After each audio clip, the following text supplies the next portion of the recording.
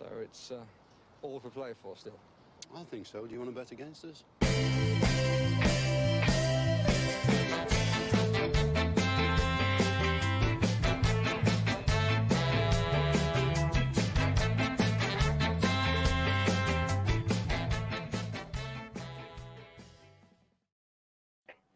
Afternoon, everyone.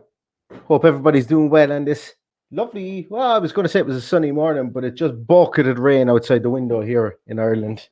But I hope hope weather is much, much better where you guys are. But we're not here to talk about the weather. We're here to talk about, fingers crossed, breaking the hoodoo, breaking the curse that Manchester United have over Aston Villa Football Club, especially in the Premier League at the moment. Today could very well be the day. If you don't have a ticket, you can't win the prize. Isn't that what they say? And Villa surely have a ticket for this game today. Paddy, what's your thoughts on today? How are you feeling about today? Did you wake up with good mojo? What's the crack today? Oh, I can't hear you, Paddy. I can't hear you at all. There we go. Hello. Got you now. Good morning. Good afternoon. It's funny because when I woke this morning, my first feeling was going back to this time last year when I couldn't sleep at all. So it's nice to be in this position where we can go and hope for a win as opposed to needing a win. So I'm okay about it. I think it's time to break the hoodoo, and I think it'll be today. I think they've got to mix it up a little bit with their big fixture congestion, I should say, and I think we'll turn them over today. I'm feeling confident. I hope so. I really do hope so. And, that's probably a good place to start, though. Like Ole Solskjaer came out during the week. And, he was pretty bullish about the fixture congestion. But I come down on the side of, what do you expect, Ole, considering that there's a finite finishing point in this league? If your own fans didn't storm the stadium last week, you wouldn't have an extra game to play. So instead of bitching and moaning to the Premier League, and I like to think I'm pretty fair in these things, instead of bitching and moaning to the Premier League, Ole, you should really come out and call a spade and stop using it as an excuse and basically say, listen, we've got top four wrapped up. By the way, fans, you've put us in this position, so please, don't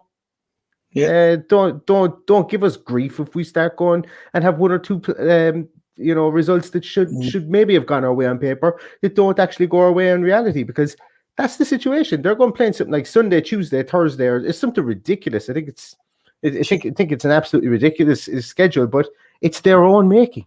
Yeah, no sympathy for them whatsoever.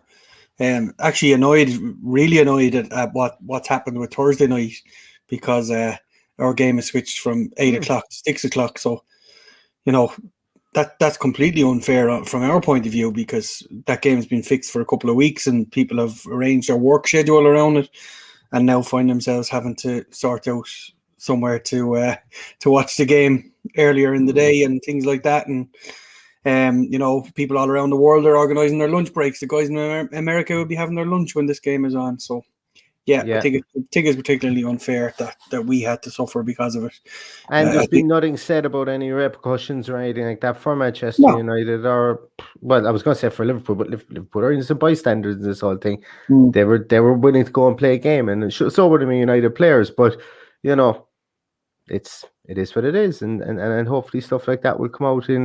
I'm not going to go into the what UEFA have come out with there, because there's probably a whole podcast in that, what UEFA have asked of the repercussions for the seditious six in the Super League. We will get into that at a later date, but today is more so all about this Manchester United game. And let's have a look at some of the comments, Paddy, that is there. Yep. Actually, first of all, Delboy says, Mr. Chris Kavanagh, please be fair today. I think we'll actually all agree with him. And that one, which we do want to fair play, because Chris Kavanagh is from Manchester.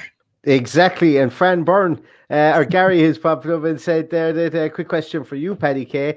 Why is there a ref from Manchester doing today's game? And look, I know refs are in short supply, but and I know they have to fill out a bias. I think it's a bias form for clubs that they support and so on. But look, it'll be an interesting one today. Put money. And incidentally, this is his 7th game that he's refereed a team from Manchester this season. And so far, his record is 5 wins and 1 draw. And the draw being Manchester United versus Manchester City. Anyway, talk about keeping them all sweet, because there's conspiracy theories. If he was a Man U fan, he'd probably be from London or Birmingham, so don't worry about it too much. Yeah. So Noel says, good afternoon, gentlemen. Man United to win and score penalty, free money, surely.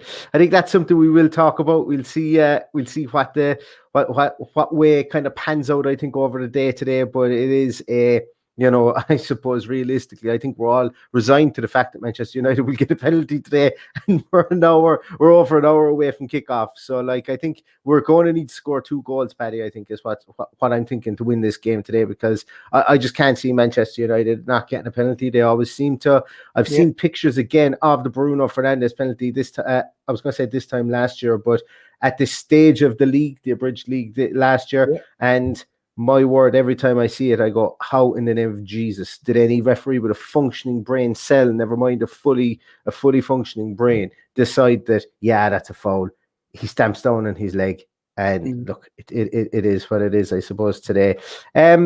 Lewis today's the day we break the curse. Big old Bertie T and Ollie Watkins with the goals. You heard it here first, folks.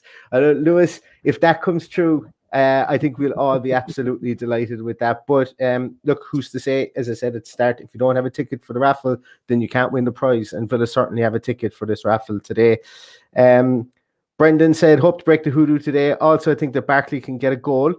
Let's have a quick chat about that, because we're about 6 minutes away out from the actual team, the naming of the team at the moment, Paddy. Barkley starts for you today, does he?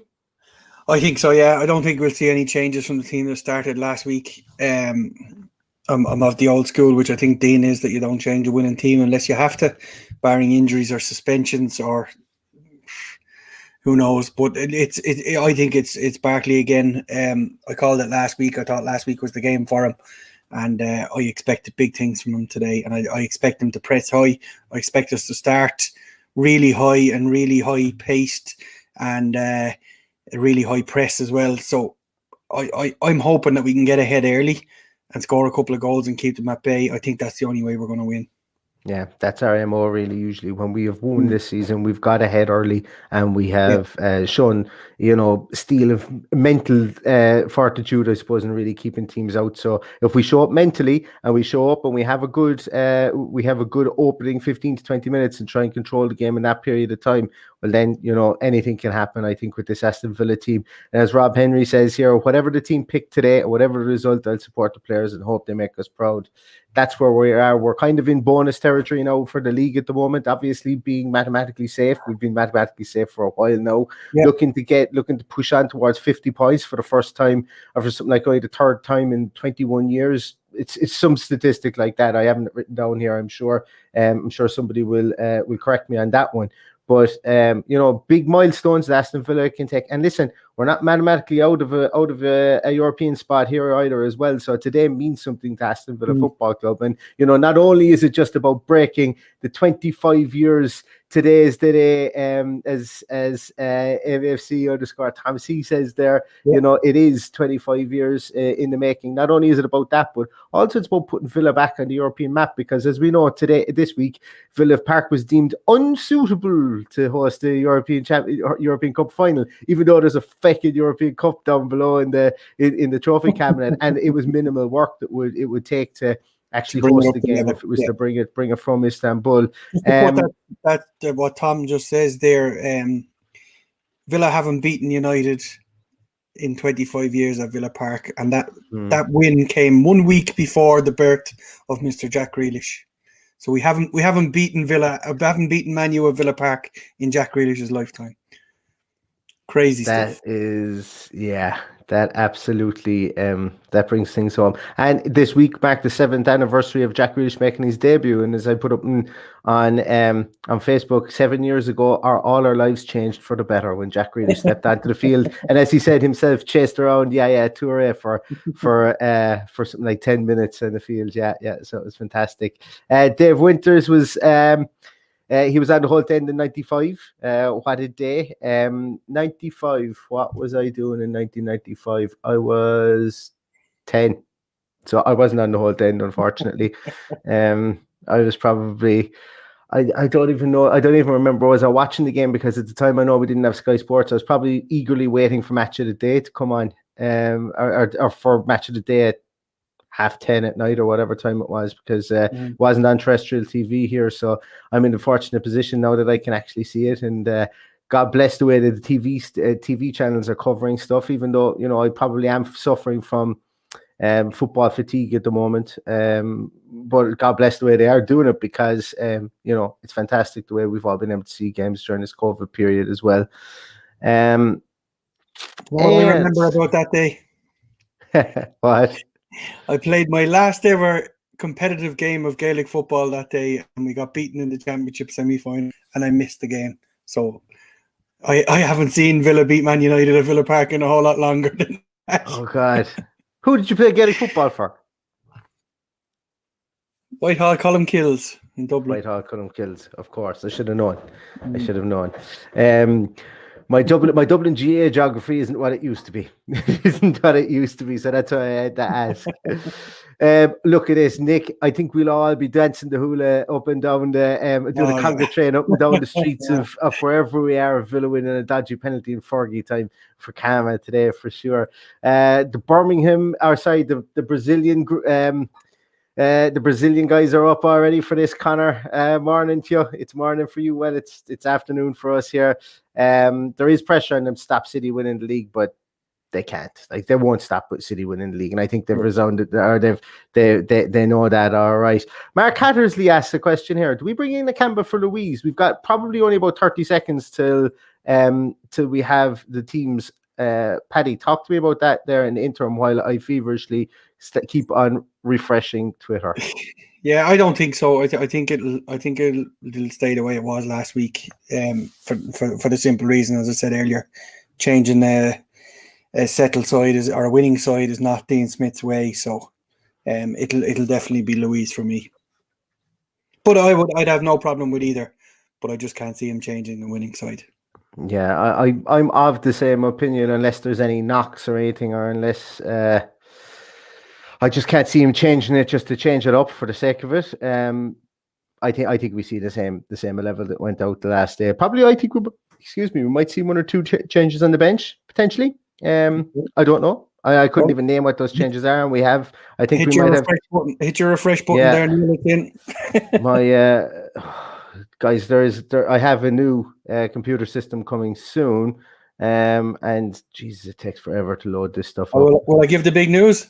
I think we have it. Can you guys see the screen there? Yeah. Let me take our stuff out of the way there. Boom. And I'll take sorry there, guys. Essentially, we're unchanged. While I'm doing all my admin work here. So we've got Martinez, Cash, Konza, Mings, Target, Douglas Louise, McGinn, Traore, Barkley, El Ghazi, and Watkins. And the bench sees Tom Heaton, Ahmed El Mohammadi, Courtney Howes, Nakamba, Chuck Moenka, Jacob Ramsey, Philogene Bades, Davis, and Wesley. Once again, options on the bench, Paddy. I think really when we're looking at this, I think absolutely everybody is unchanged from the last game, from what I can see here. So. I don't think Philogene Bades was on the bench last week. Oh, no, sorry, it was Carney that wasn't on the bench last week. Yeah, and Engels was in there, I think, because I think there was probably a bit more of a defensive look to last week's bench. Anyway, that's the bench that we have today. I think really what we're looking at here is we've got horses in the attacking positions again to bring them on. I wouldn't be surprised if we see Dean Smith throw a small bit at this to try and get a result today, because I think Dean Smith will understand, just like you, me, and everybody who's watching the stream here, all 69 people that are watching the stream here at the moment. I think Dean Smith understands what beating Manchester United would mean to Aston Villa fans, considering it is a monkey on our back at the moment. And look, as I say, we have a ticket for the dance, so we might as well go. Yeah. And we've, by the looks of it, a very strong Man United team to play against as well. So it looks like they've put out a first choice 11. I don't know whether you can bring it up. I can indeed talk about. So while we're doing that, Jude's Journey. Welcome, Jude. Good to see you. If anybody isn't following Jude's Journey on Twitter or any of your stuff on YouTube as well, really, really, really good watch. Great to have you, Jude. Jude asks for score prediction, Paddy. I get you to. Think I went for 2-1 in the preview, did I? I think you did. I think you did. Let's stick with that. I think we go ahead early and then they can have their dodgy penalty once we're 2-0 up. Excellent. Fill more time. I'm kind of glad they've gone with a strong team because it doesn't give them any excuses if we do turn them over. There we go. So it is Manchester United. Can you guys see that there? It brings me to the official. Every time I click in it, it brings me to the official app. Give me a break. It's bad enough having to look at your Twitter. Dean Henderson, Lindelof, Maguire, Pogba, Rashford, Greenwood, Fred, Bruno Fernandes, Shaw, Wan-Bissaka, McTominay. They aren't. That's their strongest team. That's their strongest team. I think it is their strongest team, and probably a little bit disappointed to see that Cavani is only on the bench, because I think we would have marshalled him quite well at the back, as you alluded to in the preview. Look, it's if they've loaded their team there, it is what it is. We just got to go and beat them now, hopefully. Mm-hmm. Yeah, exactly. No excuses. Tom makes a good point here as well, that we tend to do better in more open games. Manchester United last week is a perfect example of that. The game was very open and very. It was attacking from start to finish. So, I'd like to see a bit of that today, but I think Man United can be a bit more reserved, especially when they don't have the ball. I think Man United today, I hope they come out and they play with a small bit more freedom. I don't think they will. They've predominantly been a counter-attacking team. I'm being a bit disingenuous when I say that, but they have broken with pace a small bit more this year. It seems to be more of what Ole Gunnar Solskjaer wants them to do.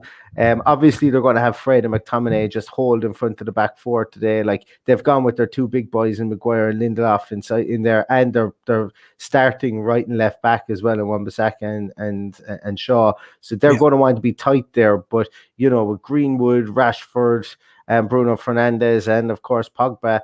There's a Fibsbury flop coming. I can be guaranteed that if I could put my bet on today, and I just haven't found a bookie that will allow me to put it on yet, is more than one penalty in the game, I would probably back that for today, because it just looks like a heavily penalty-laden game today. And unfortunately, I'm just not sure we come out on the right side of those penalties. But once again, as I say, I'm hopeful that we can turn this team over.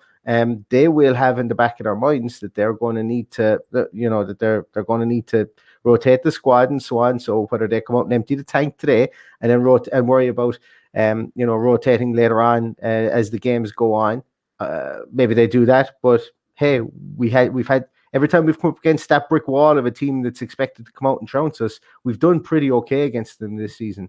So I don't envisage this being much difficult. I think a huge battle in this game is going to be played down our right hand side, and I think Bertrand Traore is going to have his work cut out for himself in that battle against Luke Shaw, because he is very good at getting forward. He's very quick, and he's very quick when he loses the ball to recover. So he's got to be kept in check for the full game. So we can't afford to switch off down that right hand side. So that'll be an interesting battle for me. That's true. Broken 1394 says hope Martinez breaks the record today. That would be sweet. That would be nice.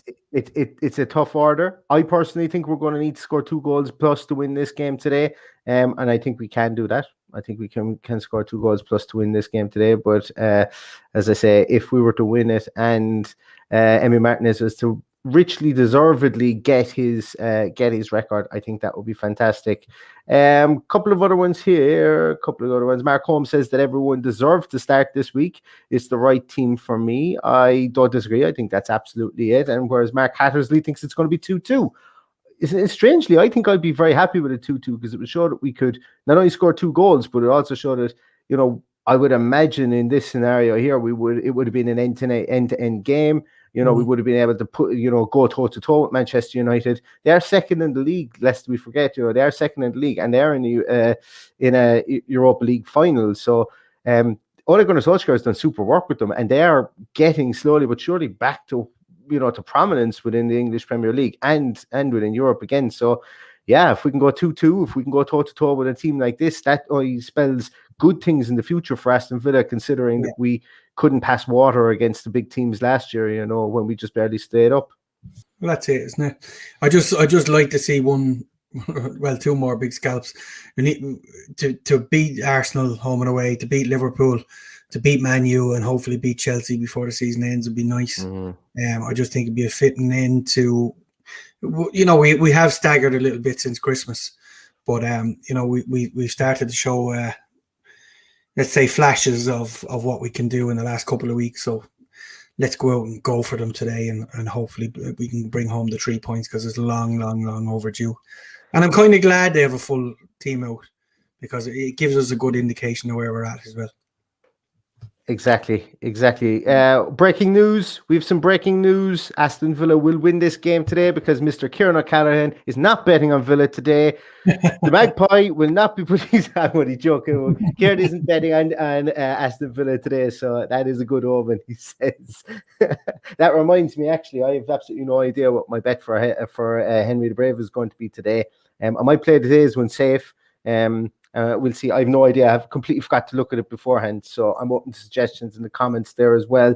Adrian thinks it's going to be 3-1 with Ollie, Berkeley, and Barkley scoring. I would. Do you know what? Three players that are well capable of scoring against this Manchester United team, especially Berkeley and Barkley, two players who are probably in and out of form recently. Barkley coming back to something approaching what he was previously, with Berkeley, having some poor games, having moments of brilliance and then moments of madness as well. I would be very happy for him to score for sure. And Lewis says that if our wide men play like they did against Everton, we can cause issues. Paddy, talk to me about that, because I think that was one of the more pleasing aspects of the game against Everton. How our wide men played, how disciplined they were in defence, and how they were from a concentration point of view.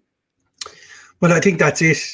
I think if we can get both of them firing for 90 minutes, and that has been where both of them have let us down throughout the season, that they've just gone missing for long periods of games. We can't afford to do that today. El Ghazi, blows hot and cold. Today can't be a day that he blows cold. It has to be total intensity for 90 minutes or as long as he's on the pitch. Same goes for Bertrand Traore. We alluded to it already. That's going to be a huge battle down that side. Luke Shaw has the potential to destroy people. So, it is the most important battle. I think that, coupled with what goes on through the middle, I think John McGinn and Douglas Luiz will also have a rough battle. And Ross Barkley, in fairness, should push two of the big boys back a bit further as well. So that should give us a little bit more room in midfield. Dara, you're always a Villa fan in my eyes, even if you're not actually a Villa fan. I think Dara is second favourite team. He's the second favourite team, but you're more than welcome aboard the bandwagon for sure, especially for today. Philip, good to see you, man. Good to hear from you. Hopefully break their hoodoo over us. Hope we go for it with nothing to fear. And you know what? I think I very much probably will go that way in the opening 10-15 minutes, because we don't have anything to fear. We're the epitome of kind of caught between a rock and a hard place here, whereby we can get into Europe. It's a big stretch with our fixtures, but if we don't start to go for it against these big teams, we won't draw our way to Europe. So we're going to need to start winning games, and I think that's a big one today as well. Today is the sort of David, 1,000,000%, and I think this is something we'll see over the summer as well. A more muscular player in midfield. I don't know. I think Dougie Luiz has muscles. I nearly said there, has muscles. But I know what you're saying. Maybe a bit of a bigger type player. Vieira. I always keep on going back to Papa Bouba Diop, God rest him as well, in and around midfield. But look, as I say, I think that's something that will be on the shopping list. Macadamia makes a great point here that either Carney or Bidace will get on later. It could be a debut day.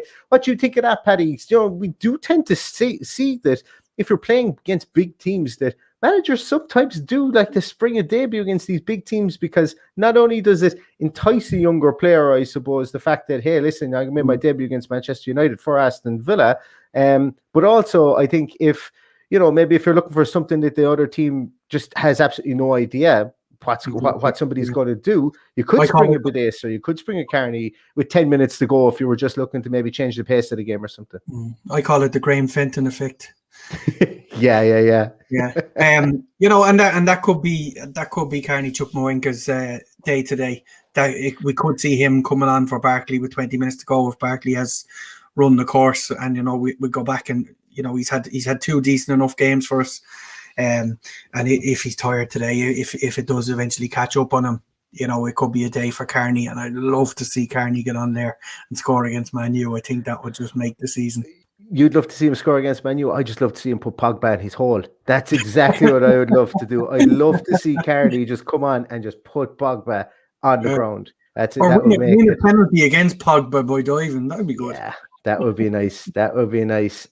Lee says we need to start quick and get at him early. Ghazi tends to love a big goal in the big games. Don't come much bigger than Manchester United in Villa Park, really, to be honest with you. And if we are to propel ourselves above the likes of Everton, Spurs, and so on, then we're going to need to win these games, and if we start winning these games, then, at the moment we're talking about getting to Europe, but we've struggled against teams like Brighton. We've struggled, with no offense to Brighton, but we've had our bogey teams this year for sure. Yes, we've pulled some great results out of the bag as well, but, consistency is what gets you to Europe. And if you don't have consistency, you're going to have to beat the bigger teams, and that means that we're going to have to beat Manchester United to do that. Lewis, I would 100% agree. The worst football shirt in the Premier League at the moment. Yeah. Worst ever, I would go so far. I think it's worst ever, yeah. And remember, we have beaten them in this kit in pre-season as well. Yes. Yeah. There's the famous lions against the zebras. So we have the lions versus the zebras today. And let's hope we fight like lions. Exactly. Dell's have the same opinion as me. He wants Barkley to hit McTominay hard today. I hope, as long as it isn't the opposite way around. Dara says that Watkins to take Maguire for a few runs out of centre back and Maguire to be booked. That could be my bet. Could be my bet. Maguire to be booked could be it. Yeah. That's exactly it. So Matthews is counterbalancing Kieran not betting. He's put his first bet on for the match all season, so that ensure we win. And around on me if you can go to Cincinnati. Absolutely. I was very nearly in Cleveland this time last week. Was it this time last week? The week before? Whenever the draft was on in Cleveland, I should have been in Cleveland, but I wasn't there, unfortunately. So I wouldn't have been a million miles away from you in Cincinnati. McGinn, Barry says that today's the day, a late McGinn winner. Why not? He's been shooting a bit more. He's been a bit freer over the last 6 or 7 games since he's been given more of a license. He's not afraid to unleash that left foot. And while a lot of them are fizzed over the bar, it only takes one good hit to score one good goal. So why not? Absolutely, why not? Connor says, we need a bruiser in midfield. Douglas Luiz seems to be doing that for a while, but not as much anymore. And Adrian says, Yves Bissouma. Yes, absolutely. I agree with both of those points, and I can definitely see where Bissouma would fit in this team. I think he's going to be very much courted amongst a lot of teams this year. So I think this year's transfer window is going to be the Wild West. It's going to be who can get in there and get their business done early. And to be honest with you, I'd say if you were to go back, you've probably heard me say that in nearly every transfer window, but I thoroughly believe it in this transfer window. It's he who gets his business done early, is going to get the better end of the stick, I think, with regards to that. So he says, after a very late night boxing, I was the same. I stayed up to watch Billy Joe Sanders and Canelo. And if anybody out there is going to try and convince me that Canelo doesn't have some Irish in him somewhere, it's just like every time I see him with the red hair and the freckles, there must be some sort of Celtic blood in him somewhere. Maybe there's a priest or something that went in the missions. I don't know. It's all speculation at the moment. But he's some fighter. I think it was a good enough fight. And I know this isn't Aston Villa related. I think it was a good enough fight. But I wouldn't like to get one punch off Canelo, never mind a couple like Billy Saunders got for the end of it. But fair play to him, he stood up to him. But Canelo is just something else. But Billy Joe Saunders will be back, who I think Billy Joe Saunders has some Irish connections anyway, for sure. Mark Kinsella is here. Hey, Mark, how are you doing? If City had won yesterday, I suspect United would have played a weakened team given the number of upcoming games. A strong team for United. It should be a good game. Yeah, I'll probably come down somewhere in the middle on that one. I think United can't believe that they can overturn the lead and win the league. Do they? What do you I think, think they Paddy? just have to be honest to their fans, really, don't they? And honest to the league, and that's the way you. United be honest to their fans. Yeah, Did you not see well, what happened last week? It's it's been late to be honest to your there you go. fans now. Yeah. But I think they owe it to their fans to give it the best shot. Once it's still mathematically possible. And it is still mathematically possible, even though we all know in our heart and soul it's not going to happen. But there you go. Yeah, I don't think so. I don't think Good it's going to point, happen. though. I do believe there would have been wholesale changes if City had won yesterday. Yeah, I don't know. Damn you, Sergio Aguero. Yeah, what was he thinking? What was he Terrible. thinking? And Terrible. of all the players, of all the professionals, like you look at professional goal scorers, like there's a difference between, obviously everybody's a professional that plays the game, but of like most professional mindseted goal scorers, he would go in there up top, big style, and for him to do that. I think he saw the headlines of winning the league with a Panenka in his last ever season and be remembered for that. But there you go. Stupid decision. But there you go. I wonder, does he go to Barcelona? I wonder, does he go and play with Messi, considering all the ties that he has to Messi and so on? I think he probably will. And to be honest with you, I'll be licking my lips at that because, well, I won't, because Barcelona are part of the breakaway league. So down with them. They're the only team I have any respect for that are part of that league, so I won't have a bad word said against Barcelona. Yeah, here's our double standards coming in. We're Aston Villa fans, as I always say. Well, in we fairness, reserve the right to be fickle. When you asked the question if Villa entered the Super League, would I support them? I said yes. Yeah, you're a Villa fan. You're a Villa fan. You'll always be a Villa fan. Lads, I can't share this on. This is actually going really old school here, and I don't know when you'll be able to see it. But my God, if Villa play half as well as Villa Park looks, I'm going to try and show you guys there. It looks an absolute picture. I thought that was like an artist's rendering of it. But my Jesus, Ashley Pierce, has shared that for the Birmingham Mail. And my God, that's breathtakingly beautiful. Just makes it a little bit more sad not to be there on days like today, because there's nothing sure we would have been. So soon, Paddy, next season. Soon. The way they're vaccinating people here in Ireland at the moment, I think we look to be in half decent spot come the start of the season next season. So fingers crossed we get over there and let the games begin trying to get tickets. That's all I'll say.